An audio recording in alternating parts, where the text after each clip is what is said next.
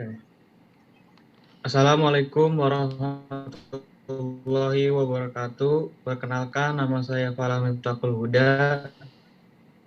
Saya sebagai moderator di kelompok ini. Anggota saya terdiri dari Muhammad Agil Faisi, Theodorus Ferigo Surya, Muhammad Faril Budiana Noval, Bagas Wirayuda Putra Pratama.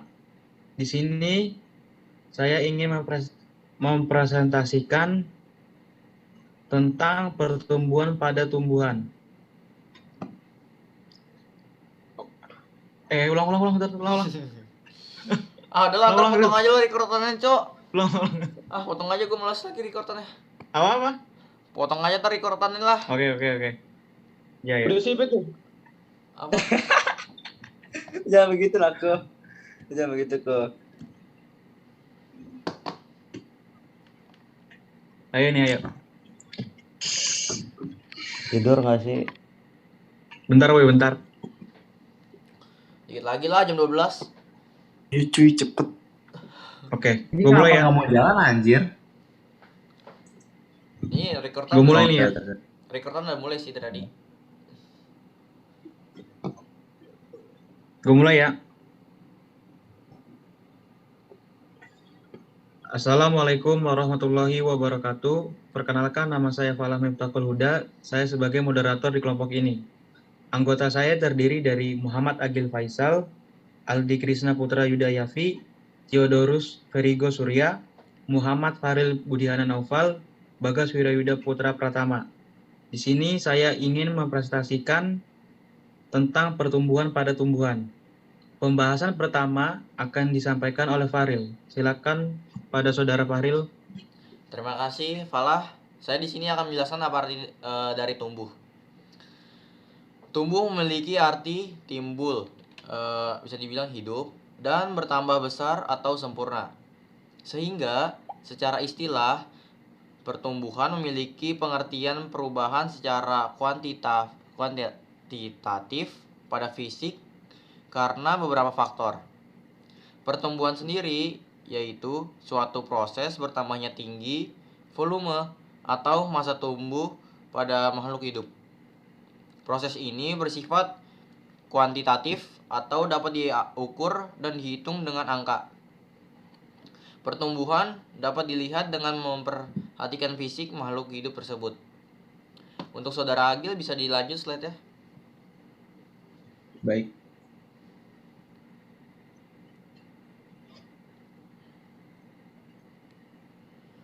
Contoh-contoh dari pertumbuhan dalam tumbuhan yaitu yang pertama ada pemanjangan dan pertumbuhan akar, yang kedua ada pertambahan tinggi dan besar cabang pohon, selanjutnya ada bertambahnya daun, dan yang terakhir dari contohnya ada berkembangnya dan memperbesarnya batang. Untuk saudara Agil juga bisa dilanjutkan slide ya. Baik, saudara Fahri.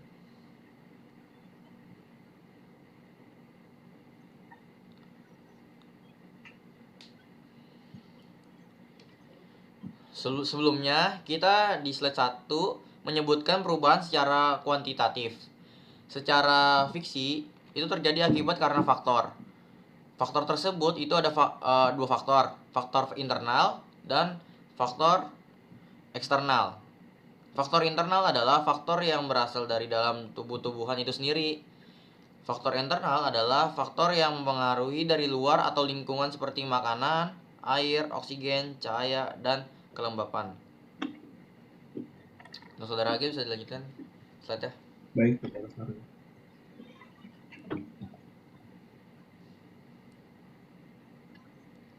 Yang termasuk ke dalam faktor internal antara lain gen dan fitohormon. Gen sendiri merupakan unit pewarisan sifat bagi organisme hidup. Bentuk fisiknya adalah urutan DNA yang melekat atau berada di suatu protein, polypeptida, atau seuntai RNA yang memiliki fungsi bagi organisme yang memilikinya.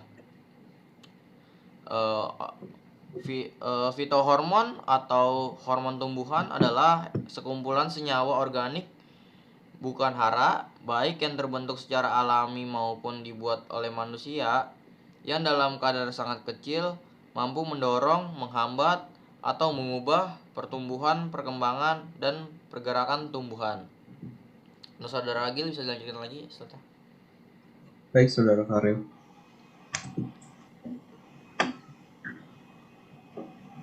Sekarang kita masuk ke hormon-hormon yang mempengaruhi pertumbuhan dan perkembangan pada tanaman. Yang pertama ada auksin. Auksin berperan untuk memacu proses perpanjangan, pembelahan, dan diferensiasi sel. Yang kedua ada gibberellin yang berperan untuk pembutakan biji serta perkembangan dan perkecambahan embrio. Ketiga ada etilen, berperan untuk pematangan buah dan perontokan daun. Yang keempat ada sitokinin yang berperan untuk pembelahan sel atau sitokinesis seperti merangsang pembentukan akar dan cabang tanaman.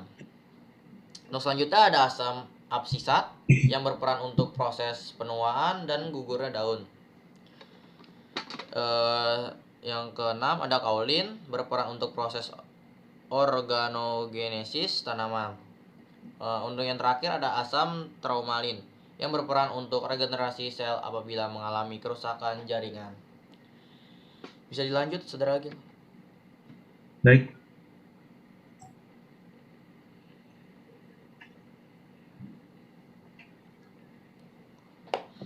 Sini ada faktor-faktor eksternal pada tumbuhan, yaitu makanan atau nutrisi, terus ada suhu, yang ketiga adalah cahaya, yang terakhir ada air tanah dan kelembapan. Sekian dari saya untuk presentasi ini. Mungkin bisa dilanjut oleh Saudara Falah. Baik, terima kasih kepada Faril atas penjelasannya. Oh iya, apakah ada yang ingin ditanyakan tentang penjelasan yang baru disampaikan oleh Pak Fahril? Izin bertanya. Apa itu contoh faktor internal dan faktor eksternal? Dan apa itu penting bagi pertumbuhan tanaman? Tolong dijelaskan. Baik, sebelum saya menjawab pertanyaan dari Gustio, sebelumnya mohon maaf karena saya lupa mengganti slide yang slide terakhir.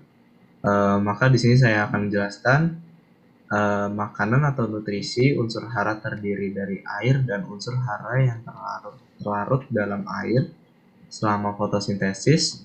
Air dan karbon dioksida yaitu CO2 diubah menjadi nutrisi dengan bantuan sinar matahari. Suhu. Pada suhu optimal, semua organisme dapat tumbuh dan berkembang dengan baik. Cahaya. Tanaman sangat membutuhkan sinar matahari untuk fotosintesis. Tapi, cahaya juga dapat merusak hormon auksin di bagian atas batang. Air dan kelembapan. Air adalah tempat berlangsungnya reaksi kimia di dalam tubuh. Tanpa air, tidak ada reaksi kimia yang terjadi dalam sel. Kelembapan adalah jumlah uap air di udara atau tanah. Tanah yang lembab mendorong pertumbuhan tanaman. Tanaman tumbuh dan tumbuh secara optimal apabila kondisi tanah tempat hidupnya memenuhi unsur hara dan kebutuhan unsur hara. Baik, untuk pertanyaan Gustio akan saya jawab. Pentingnya faktor internal dan faktor eksternal pada tumbuhan yaitu seperti yang barusan saya bilang, yaitu ada makanan atau nutrisi bagi tanaman, unsur hara yang dibutuhkan berupa air dan unsur hara yang terlarut dalam air. Selama fotosintesis, air dan karbon dioksida atau CO2 diubah menjadi nutrisi dengan bantuan sinar matahari. Mereka tidak memainkan peran langsung dalam fotosintesis, tetapi tanaman membutuhkan nutrisi untuk pertumbuhan dan pertumbuhan yang tepat. Lalu kedua ada suhu. Pada suhu optimal, semua organisme dapat tumbuh dan berkembang dengan baik.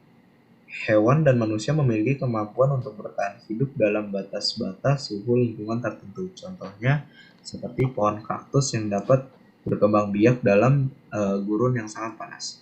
Lalu cahaya. Cahaya mempengaruhi pertumbuhan dan perkembangan makhluk hidup. Tanaman sangat membutuhkan sinar matahari untuk fotosintesis.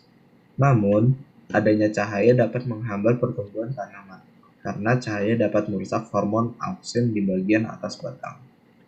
Lalu ada air dan kelembapan.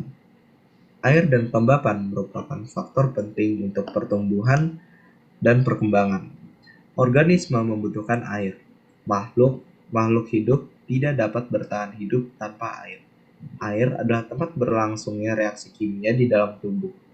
Tanpa air tidak ada reaksi kimia yang terjadi di dalam sel. Yang bisa berakibat fatal dan kelembapan adalah jumlah uap air di udara atau tanah. Lalu ada tanah yang lembab, mendorong pertumbuhan tanaman. Dalam kondisi lembab, lebih banyak air diserap oleh tanaman dan lebih sedikit menguap. Kondisi ini berpengaruh kuat pada pertumbuhan sel.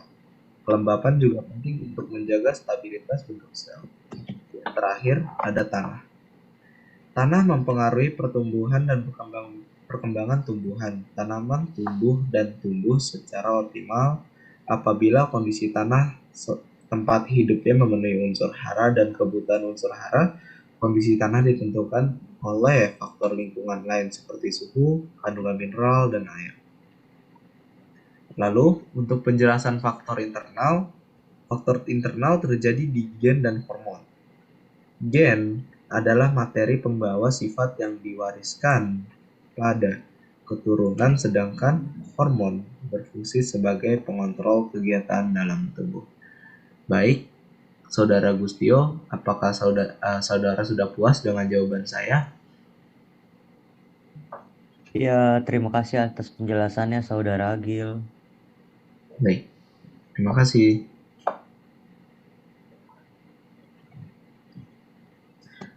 Untuk selanjutnya kepada Saudara Fala untuk melanjutkan. Baik, Saudara Gil. Oh iya, apakah ada pendapat atau saran mengait presentasi pada kelompok kami?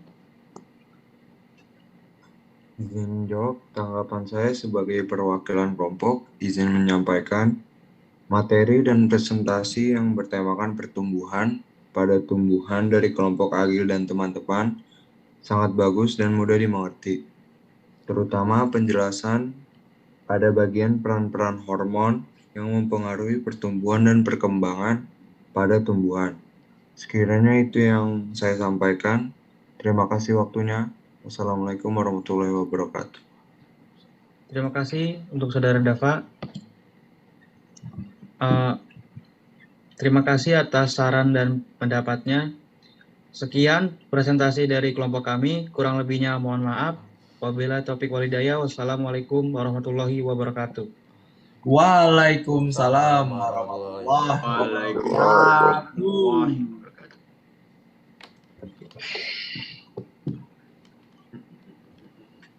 Udah kan ya? Anjing, baru 13 menit. Speaker ini Kayaknya Assalamualaikum warahmatullahi wabarakatuh. Perkenalkan, nama saya Daryl Ferdik Budiman. Saya dari kelompok yang akan menjelaskan pertumbuhan dan perkembangan pada tumbuhan dan makhluk hidup. Saya di sini tidak sendiri, tentunya saya bersama anggota dan teman-teman saya. Yang pertama, Arya Pratama. Yang kedua, saya sendiri, Daryl Ferdik Budiman. Yang ketiga, Gustio Wahid Arslan. Yang keempat, Kuku Sugiharto. Yang kelima, Muhammad Dava Nugraha. Di sini, kami akan menjelaskan pertumbuhan dan perkembangan pada makhluk hidup dan pada tumbuhan. Untuk penjelasan ini akan saya berikan kepada Kuku Sugiharto. Untuk Kuku Sugiharto, silakan. Oke, terima kasih untuk waktu dan tempatnya, Daryl Ferdik Budiman. Sebelumnya, Assalamualaikum warahmatullahi wabarakatuh. Perkenalkan saya Kuku Sugiarto. Di sini saya ingin mempresentasikan tentang hasil diskusi kelompok kami yang telah kami lakukan di masa lalu. Jadi, di sini saya akan mempresentasikan tentang pertumbuhan dan perkembangan.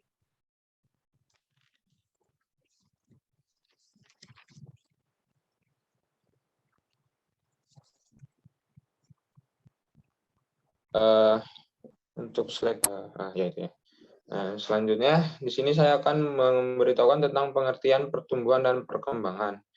Untuk pertumbuhan itu digunakan untuk menjelaskan perubahan pada hal-hal yang fisik atau bisa dilihat dari mata telanjang. Sedangkan untuk perkembangan sendiri, perkembangan digunakan untuk menjelaskan pada perubahan hal yang tidak dapat terlihat oleh kasat mata atau mata telanjang. Selanjutnya,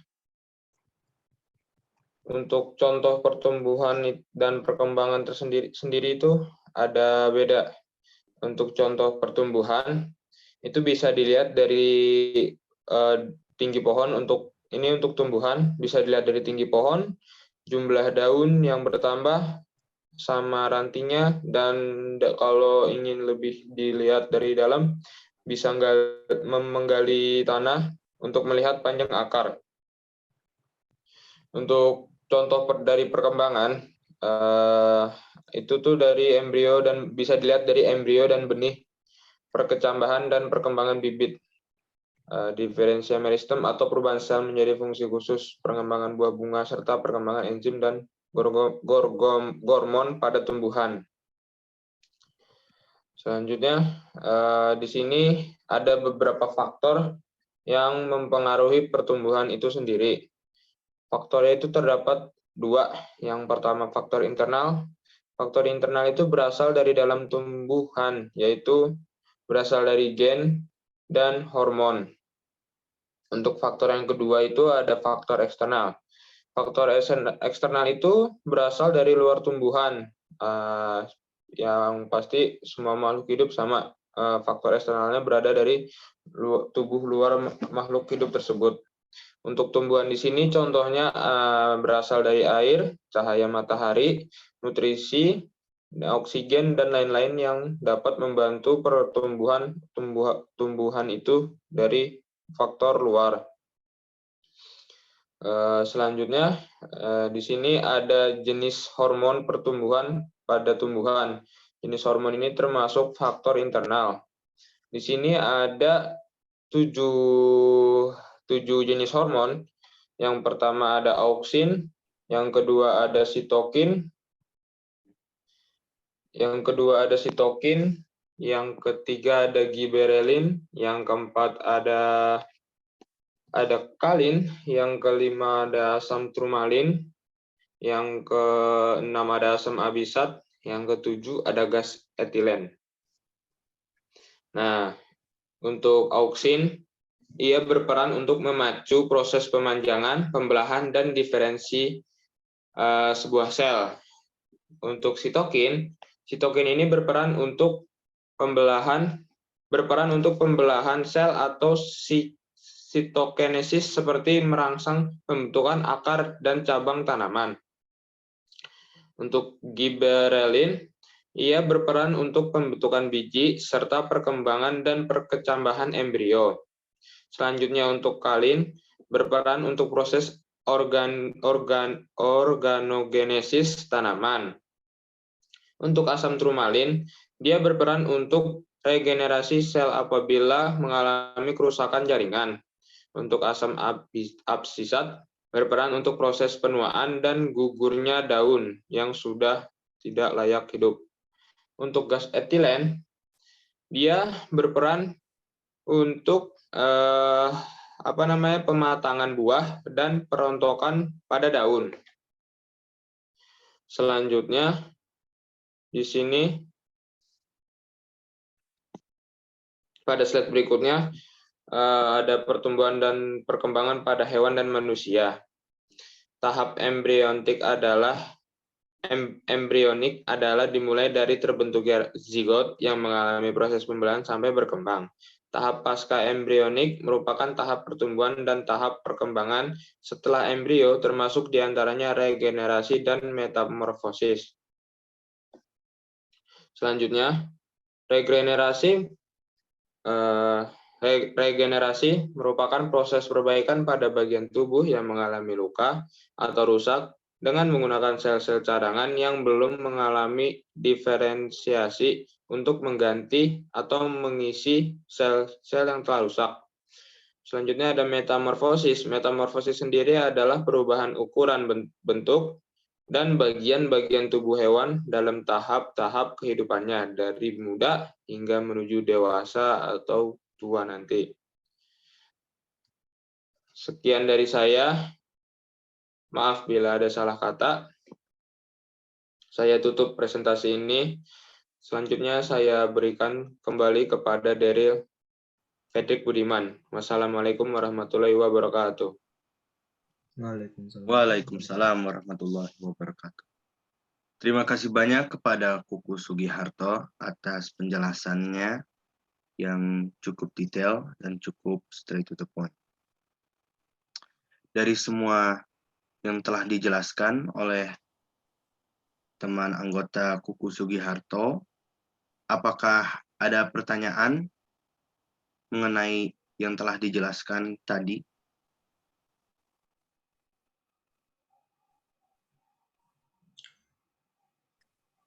Maaf, saya izin bertanya. Baik, silahkan. Mengapa faktor internal dan faktor eksternal pada proses pertumbuhan itu penting? Mohon dijelaskan. Terima kasih. Baik, terima kasih atas pertanyaannya. Saya akan memberikan kesempatan untuk menjawab kepada teman anggota saya, Arya Pratama. Silahkan. Sebelumnya, terima kasih atas pertanyaannya. Mengapa faktor internal maupun eksternal penting dalam proses pertumbuhan maupun perkembangan? Karena jika tidak ada faktor-faktor tersebut, pertumbuhan atau perkembangan tidak bisa berjalan dengan baik. Pertumbuhan dan perkembangan ini dua proses yang berjalan sejajar dan berdampingan, sehingga proses pertumbuhan dan perkembangan tidak dapat dipisahkan satu dan lainnya. Sekian penjelasan dari saya. Terima kasih. Baik, terima kasih atas penjelasannya. Apakah penjelasan dan jawaban dari Arya mencukupi? Baik, sudah cukup. Terima kasih atas jawabannya. Baik, terima kasih banyak. Baik, jika tidak ada pertanyaan lagi, apakah ada tanggapan dan atau saran mengenai penjelasan yang telah dijelaskan oleh Kuku Sugiharto tadi? Baik, kepada saudara Daryl. Sebelumnya, perkenalkan saya Muhammad Agil Faisal. Saya dari tim lawan bicara ingin memberikan tanggapan kepada PowerPoint yang sudah saudara buat dan presentasikan kepada saya. Yang pertama, untuk pengertian dan pertumbuhan perkembangan pada tanaman, penjelasannya sudah sangat lengkap. Dan untuk template dari PPT PowerPoint ini sudah sangat simple dan saya suka dengan warnanya. Mulai dari pertumbuhan dan perkembangan yang tadi saudara sudah jelaskan, itu sudah sangat jelas. Dan untuk contoh pertumbuhan dan perkembangannya, itu mungkin bisa sedikit lebih detail, tapi itu sudah cukup baik dengan semua penjelasan tersebut. Lalu, untuk faktor yang mempengaruhi pertumbuhan, mulai dari penjelasan faktor internal dan faktor eksternal tersebut, sudah sangat lengkap dan sudah sangat mudah dimengerti. Dan untuk slide selanjutnya, penjelasan pada jenis hormon pertumbuhan pada tanaman yang sudah saudara jelaskan barusan itu sudah sangat lengkap dan penjelasannya sangat mudah dimengerti.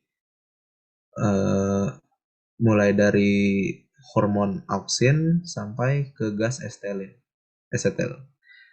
Lalu untuk slide selanjutnya, untuk penjelasan pertumbuhan dan perkembangan pada hewan dan manusia, di slide tersebut sudah sangat lengkap juga dan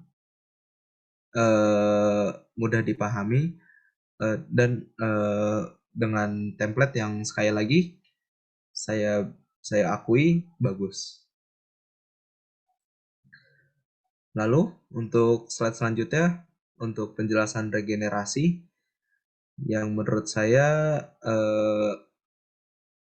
sudah lengkap dan tidak menggunakan kata-kata yang banyak. Baik, segitu saja dari saya. Kurang lebih mohon maaf. Dan selanjutnya akan dilanjutkan oleh Saudara Daryl. Terima kasih, Daryl. Baik, terima kasih banyak Agil atas penjelasan dan saran dan masukan mengenai penjelasan kami. Baik, mungkin sekian dari kelompok saya atas penjelasan mengenai perkembangan dan pertumbuhan. Mohon maaf apabila kurang kata. Terima kasih banyak atas perhatiannya. Wassalamualaikum warahmatullahi wabarakatuh. Waalaikumsalam. Oke, langsung kelompok Agil. Zoom-nya mati nggak? Zoom-nya mati nggak? Enggak, kayaknya nggak bakal. Tadi baru berapa menit tuh? Masih ada kok, ayo gas. Berapa ya? Ini nggak ada nih. 15 menit. Tadi tuh 12 menit dapat. 12 menit Nggak ya, nyampe 15, nggak nyampe 15. Sabar, punya gue masih render ini. Gue Coba ya. nggak berhenti. Gua cek file dulu ya. Ya, Ya, coba. gue kalau gitu post recordingnya